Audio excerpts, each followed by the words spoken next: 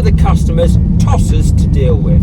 That's a biggie, that one. When to get rid of a customer, when to offload a customer. Now it's all about, is it cost effective? That's what you're looking at. Is the job cost effective? Now, under that main heading of is the job cost effective are loads of other subheadings which make up that term, is the job cost effective.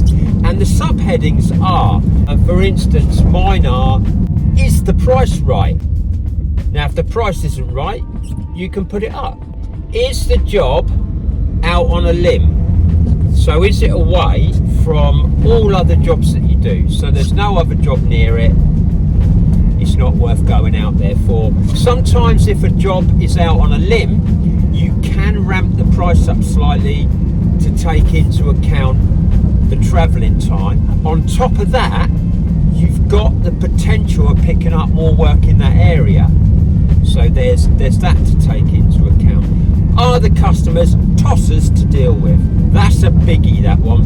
And by tossers, I mean ignorant and they're bad payers. If you're constantly, a month after you've done the job, having to give them a little nudge, that's a no-no in my book. They've got to go, because they've just got no respect for you, and it's just not good for cash flow. When you're starting out, you do tolerate, you have a certain amount of tolerance for tossers because you need the work. So you've got to allow for that, you know.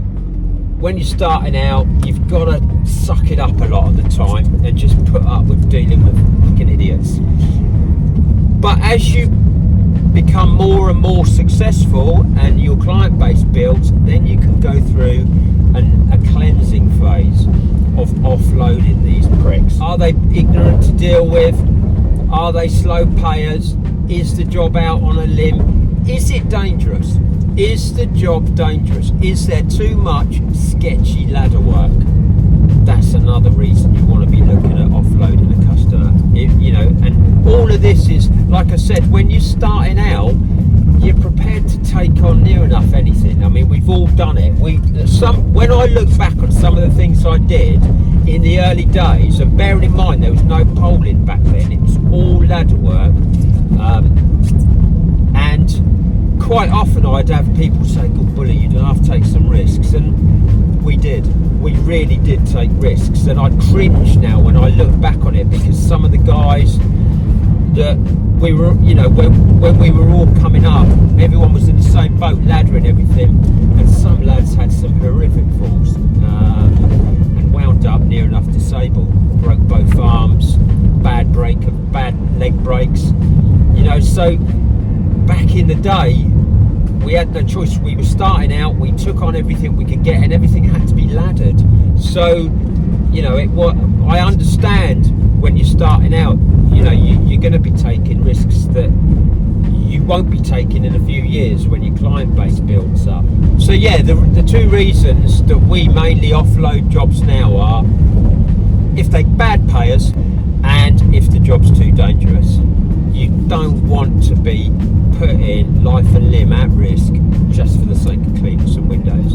If you actually did the maths on it and had a look at how much it's costing, how much you're making from doing certain windows or the job that you're doing, and what you're putting at stake, you know, your life, your health, for the sake of what? A few quid. So you've got to go through and have a look at anything that's a bit sketchy and just offload it. That's what you've got to try to get rid of.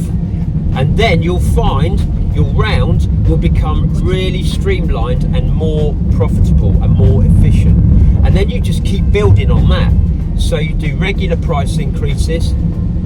I mean, I normally don't put anything up less than a £5. Now I know a lot of you guys, you message in and say, "Oh yeah, where we come from, you can't charge that."